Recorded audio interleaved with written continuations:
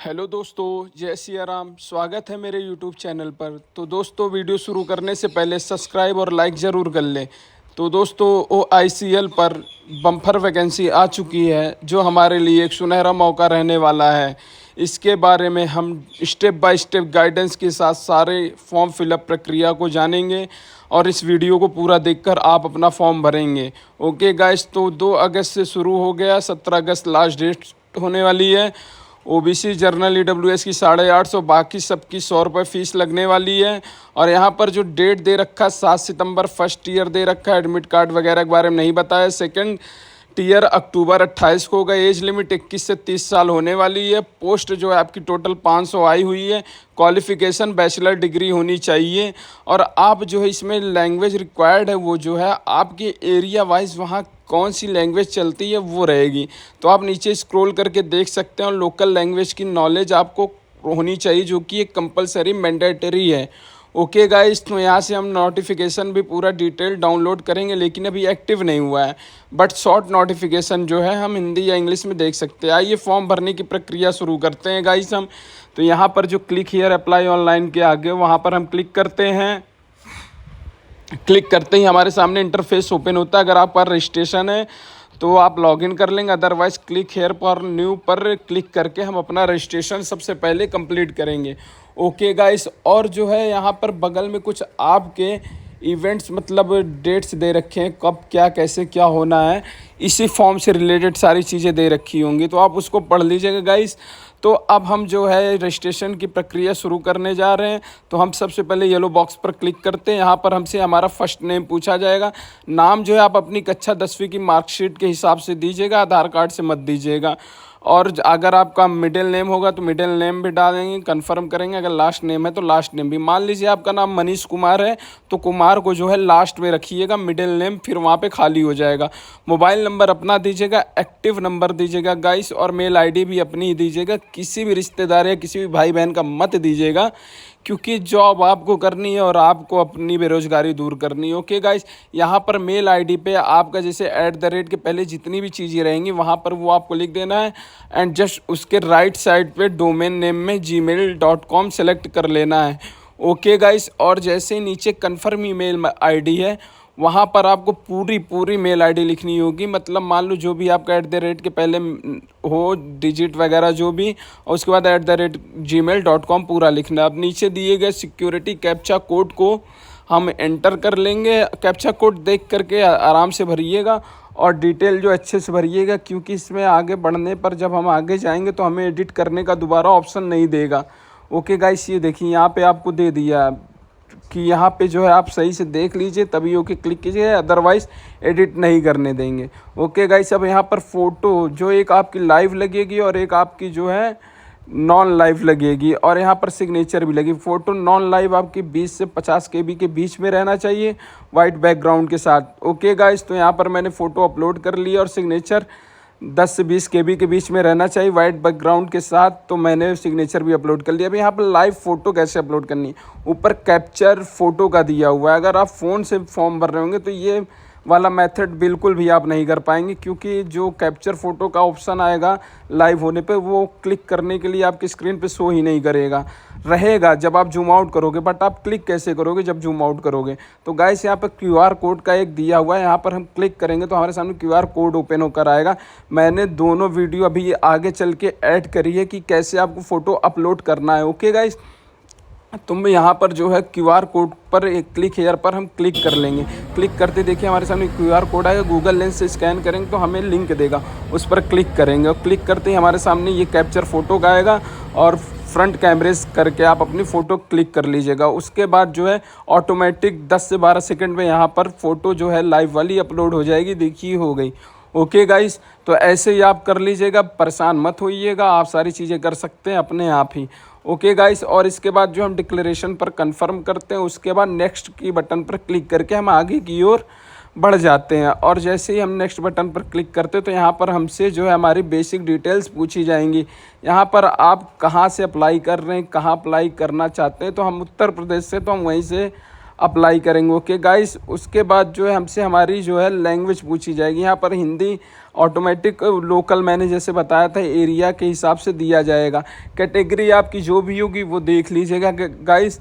उसके बाद जो है हम नीचे की ओर आएंगे तो हमारे सामने जो है हमसे हमारी डिसेबिलिटी के बारे में पूछी जाएगी, मतलब विकलांगता या अपंगता के बारे में। तो यहाँ पर यस या नो कर देना है। ओके गाइस, अगर यस करेंगे तो ऊपर के सारे ऑप्शंस ओपन हो जाएंगे, अदरवाइज स्क्रॉल करके नीचे आना है, यहाँ भी पढ़ के आपको यस या नो कर देना है। और यहाँ पर देखिए डाइवोर्स है या फिर जुडिशियल सेपरेट है, ये देखना है आपको।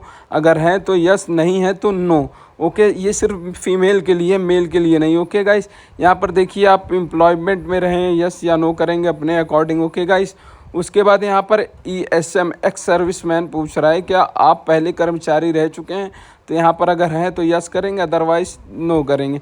फिर नीचे पूछेगा are you are disable ex serviceman, मतलब आप विकलांग थे और जो है कर्मचारी भी रह चुके थे। तो यहाँ पर भी आप अपने करियर या आपका जो भी चीज़ बैकग्राउंड में हो उसके अकॉर्डिंग यस या नो करेंगे। ओके गाइस, यस या नो करने के बाद हमसे हमारी नीचे जो है वो ऑप्शन खुलेगा अगर हम यस करेंगे, अदरवाइज नहीं खुलेंगे। यहाँ पर देखिए पूछा गया डिपेंडेंट है हम किसी सर्विसमैन जो मतलब मृत्यु हुआ हो किसी एक्शन पर, तो गाइस वहाँ पर यस या नो कर देंगे। उसके बाद जो है यहाँ पर हमारी रिलीजन पूछी जाएगी, हिंदू। अगर आप हिंदू है तो आप माइनॉरिटी में नहीं आएंगे, अदर चीज़ें माइनॉरिटी में आ सकती हैं। मुस्लिम हिंदू अब माइनॉरिटी में नहीं आते हैं। ओके गाइस, इसके बाद जो है करेक्शन, जो आपका कंसेंट दिया हुआ है वेरिफिकेशन, यस या नो कर सकते हैं।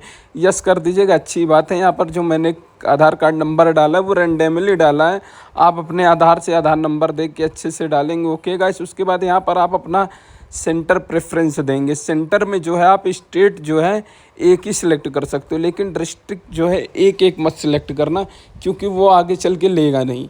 इसलिए गाइस जो है आप जो राज्य आपका जो है एक सिलेक्ट कर सकते हो। मान लो उत्तर प्रदेश से आप हो तो सारे में उत्तर प्रदेश कर सकते हो, लेकिन जो ज़िले होंगे ज़िले जो चॉइस करोगे आप वो डिफरेंट टाइप के हर प्रेफरेंस में आपको देने पड़ेंगे, आप एक नहीं रख सकते हैं। ओके गाइस, अगर एक रखने की कोशिश करेंगे यहाँ पे तो हो जाएगा, आगे चल के फिर एरर देगा, फिर आप बैक आओगे, फिर एडिट करोगे तो आपका समय बर्बाद होगा। मैं नहीं चाहता कि आपका बिल्कुल भी समय बर्बाद हो, तो जो चीज़ बता रहा हूँ आप वो चीज़ देखिए, समझिए और उसी मेथड से आप अपने फॉर्म को फिल कीजिए। ओके गाइस, जब हम सेंटर प्रेफरेंस चॉइस कर लेंगे, यहाँ date of birth class 10th की मार्कशीट से दीजिएगा, आधार कार्ड से बिल्कुल भी मत दीजिएगा। आधार कार्ड पे करेक्शन ईजिली हो जाता है, मार्कशीट पे थोड़ा डिफ़िकल्ट होता है, इसलिए बोल रहा हूँ।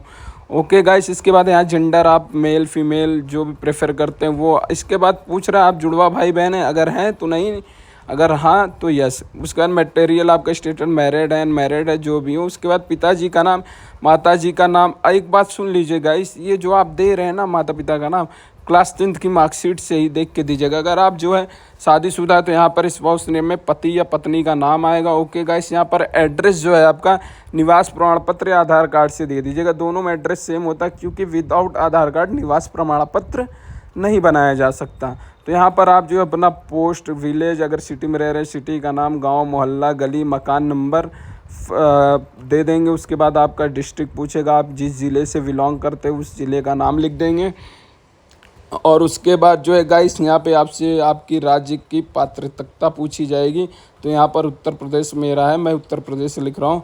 पिन कोड जो है आपके आधार कार्ड पे पीछे साइड 6 डिजिट का लिखा रहता है, अगर आपको ना पता तो वहाँ से देख लीजिएगा। परमानेंट और प्रेजेंट एड्रेस सेम कर दीजिएगा, अगर आप अलग अलग रहते तो अलग अलग लिखिएगा, लेकिन मैं बताऊँ तो सेम ही रखिएगा क्योंकि दिक्कत आती है आगे चल के। उसके बाद GST के लिए आप जो भी एड्रेस चुनना चाहते हैं वहाँ चुन लेंगे। उसके बाद आपका अकाउंट नंबर पूछा जाएगा, क्या है क्या नहीं, IFSC पूछा जाएगा, बैंक ब्रांच नेम पूछा जाएगा। तो ये सारी डिटेल्स आपको दे देनी। खैर ये तो मैंने रैंडमली अकाउंट नंबर ऐसे ही दे रखा है, पता नहीं एयरटेल पेमेंट बैंक में सिर्फ 10 नंबर के अकाउंट नंबर होते हैं, ये 12 मैंने ऐसे ही डाल रखा। ओके गाइस, तो परेशान मत होना कि किसी का एयरटेल पेमेंट बैंक हो तो पूछने लगे भैया ये क्या है ये क्या है। यहाँ पे सेविंग अकाउंट्स है मेरा, अब यहाँ पर हम अपना IFSC कोड एंटर करेंगे। देखिए हमने SC कैटेगरी सेलेक्ट किया था, रिजर्व तो आपको वहाँ पे दिखाने के लिए कर रहा था, तो 100 रुपये फ़ीस लग रही है। यहाँ पर वैलिडेट योर डिटेल्स पर करेंगे तो यहाँ पर जो है वेरीफाइड सक्सेसफुली, अगर कोई गलती होता तो ना एरर सम एरर करके नीचे लिख के दे देता। ओके गाइस, वैलिडेट करने के बाद सेव एंड नेक्स्ट पर आना है। उसके बाद जैसे ही हमारे सामने एक नया इंटरफेस आएगा, वहाँ हमारी क्वालिफिकेशन पूछी जाएगी। यहाँ पे आपका ग्रेजुएशन साइट क्या था वो दे देंगे, डेट ऑफ पासिंग क्या था, फाइनल ईयर की मार्कशीट जब आपको मिलती वही डेट डालनी पड़ती, वहाँ नीचे साइड लिखा होता है। उसके बाद आपका ओवरऑल परसेंटेज कितना था तीनों ईयर का मिला के, यहाँ पर वो लिख देंगे। उसके बाद क्लास आपका क्या था, फर्स्ट क्लास था, सेकंड क्लास था, वो लिख देंगे। ओके, अगर अदर्स क्वालिफिकेशन है तो आप वो दे देंगे, अदरवाइज़ नहीं। यहाँ पर देखिए, यहाँ पर पूछ रहा है इंग्लिश सब्जेक्ट था आपका 10वीं 12वीं या ग्रेजुएशन में, इंग्लिश मतलब एक सब्जेक्ट था आपकी पढ़ाई में, तो यहाँ यस या नो कर देंगे। अब यहाँ पर देखिए आपकी वर्किंग एक्सपीरियंस पूछ रहा है, मेरे पास कुछ नहीं तो मैं नो करके आगे की ओर बढ़ जाऊँगा। यहाँ पर लैंग्वेज, आप जो लैंग्वेज जानते हैं पढ़ना लिखना बोलना, उसको सेलेक्ट कर लेंगे। ओके गाइस, और उसके ऊपर देखिए SC ST OBC PWD के लिए एक बेनिफिट दिया गया, तो वहाँ पर आप यस ज़रूर कर लीजिएगा, नो मत कीजिएगा, बेनिफिट लेके जाइएगा। यहाँ पर आपको जो जो लैंग्वेज आती है वो सेलेक्ट कर लेंगे। अगर रीड आता है तो रीड पर क्लिक करेंगे, राइट आता है राइट पर, स्पीक आता है स्पीक पर, जितना आ रहा है उतना बॉक्स सेलेक्ट कर लेंगे। अदरवाइज़ अगर बोलना नहीं आ रहा तो उसको लीव कर देंगे, छोड़ देंगे। उसके बाद वैलिडेट योर डिटेल्स पर क्लिक करेंगे। वेरीफाइड सक्सेसफुली होने पर हम जो है फिर सेव एंड नेक्स्ट के बॉक्स को क्लिक करेंगे, और क्लिक करते ही हमारे सामने दूसरा इंटरफेस ओपन हो जाता है। और दूसरे इंटरफेस में हमें हमारा प्रीव्यू दिखाया जाता है। प्रीव्यू इत्मीनान से शांतिपूर्वक हर एक डिटेल अच्छे से मिला लीजिएगा, क्योंकि अगर इसके बाद हम आगे बढ़ेंगे तो हमें एडिट करने का ऑप्शन नहीं देगा। अगर यहीं से बैक हो जाएंगे तो एडिट करने का ऑप्शन मिल जाएगा। ये देखिए, अगर सब चीज़ सही तो डिक्लेरेशन क्लिक करके कंप्लीट रजिस्ट्रेशन पर क्लिक करेंगे। ओके पर क्लिक करके हम फीस पेमेंट की प्रक्रिया के लिए आगे की ओर बढ़ जाएंगे। ओके गाइस, अब पहले यहाँ पर देखिए आपका जो लेफ्ट थंब इम्प्रेशन है वो ब्लू इंक से होना चाहिए, ब्लैक इंक से बिल्कुल भी नहीं होना चाहिए। हैंड रिटन डिक्लेरेशन में लिखना क्या है क्या नहीं लिखना है वो अभी मैं आपको नोटिफिकेशन के साथ, ऑफिशियल नोटिफिकेशन साथ दिखाऊंगा। तो आप हिंदी में या इंग्लिश में अपनी हैंड राइटिंग में लिखेंगे, किसी और की हैंड राइटिंग में बिल्कुल भी नहीं। तो पहले यहाँ पर हम लेफ्ट थंब इम्प्रेशन जो है अपलोड कर देते हैं, और उसके बाद डिक्लेरेशन अपलोड कर देते हैं। खैर यहाँ पे मैं रेंडमली कुछ भी अपलोड कर रहा हूँ। अब ये तो मैं आपको फॉर्म भरना बता रहा हूँ, स्टेप बाय स्टेप कैसे भरना है, तो आप कुछ भी मत अपलोड कर देना। ओके, वहाँ लेफ्ट थंब इम्प्रेशन में अपने बाएं अंगूठे का अंगूठा जो है लगा के स्कैन करके अपलोड करना। ओके गाइस, और वहाँ पर डिक्लेरेशन अपने हाथ से लिख के वाइट पेज पर उसको अपलोड करना रहेगा। तो मेरे वीडियो को देख के ये मत अपलोड कर लेना आप। ओके गाइस, तो अब जो है अब हम आते हैं कि हमारे पास डिक्लेरेशन में अपलोड क्या करना रहेगा। तो आइए अब दिखाते हैं आपको कि हाँ डिक्लेरेशन में आप अपलोड क्या करेंगे लिख करके। तो गाइस जैसा कि ये हम यहाँ पर आ जाते हैं नोटिफिकेशन पे, स्क्रॉल करके नीचे की ओर आते हैं, और ये नोटिफिकेशन आपको वहीं मिल जाएगी जहाँ से अप्लाई ऑनलाइन क्लिक हियर, तो उसके नीचे रहता नोटिफिकेशन, वहाँ रीड करेंगे। फिर नीचे स्क्रॉल करते हुए आएंगे, ये देखिए हिंदी में लिखा हुआ है मैं, तो वहाँ जो बॉक्स में अभ्यर्थी का नाम लिखा है वो नहीं लिखना है आपको, वो हटा देना है, और जो लाइन नीचे बनी वहाँ पर आप अपना नाम लिखेंगे। ओके गाइस, क्लास 10th की मार्कशीट में जो लिखा होगा, अगर हिंदी से भर रहे हैं तो हिंदी में लिखेंगे, अगर इंग्लिश से भर रहे हैं तो इंग्लिश में लिखेंगे। एट जो कॉमा लगा होगा, जो भी फुल स्टॉप लगा होगा वगैरह वगैरह सारी चीज़ें आपको उसी तरह लिख के अपलोड करनी है। अब सेव एंड नेक्स्ट पर आते हैं, ओके पर क्लिक करते हैं। ओके पर क्लिक करते ही अब जो है हम फाइनल प्रोसेस पर पहुंच जाएंगे, हमारी फॉर्म फीस पेमेंट करने। तो गाइस अब जो है थोड़ा सा टाइम लग रहा है, वेट करते हैं। तो हमारे सामने पेमेंट का इंटरफेस आएगा, तो वहाँ से जो है हमारे पास कई सारे मेथड्स रहते हैं पेमेंट करने के, तो हम कर सकते हैं। लेकिन यहाँ पहले सिक्योरिटी कैप्चा कोड एंटर करेंगे, उसके बाद ओके क्लिक करके जो है हम आगे की ओर बढ़ जाएंगे। सर्वर थोड़ा सा जो है इधर उधर हो रहा है आई थिंक, तभी इतना स्लो चल रहा है, नहीं तो फास्ट तो चलना चाहिए। अब देखिए रिडायरेक्ट कर रहा है हमें पेमेंट गेटवे पर। तो जैसे ही हमारे पेमेंट गेटवे पर आएगा, बिल टैक्स खुल के आएगा, तो यहाँ पर देखिए सबसे ईजी मेथड आपको बता रहा हूँ। अगर आप UPI चलाते हो तो वहाँ QR बना हुआ है, वहाँ पर आइए उसी को सिलेक्ट कीजिए। ओके गाइस, अगर नहीं कर पा रहे हैं, आपका डेबिट कार्ड है, क्रेडिट कार्ड है, इंटरनेट बैंकिंग वगैरह जो भी है आप वहाँ से भी कर सकते हो, लेकिन सबसे आसान मुझे QR कोड UPI मेथड लगता है। तो मैं इसी को करके दिखा रहा हूँ। यहाँ पर भीम यूपीआई सेलेक्ट कर लेंगे, मेक पेमेंट पर क्लिक करेंगे, उसके बाद प्रोसीड विद पेमेंट पर क्लिक करेंगे। ओके गाइस, ये जो है ना प्रोसेसिंग चार्ज 0 रुपये ले रहे हैं। बहुत लोग क्या करते हैं, फॉर्म फीस 500 रहता है तो 50 रुपये एक्स्ट्रा ले लेते हैं।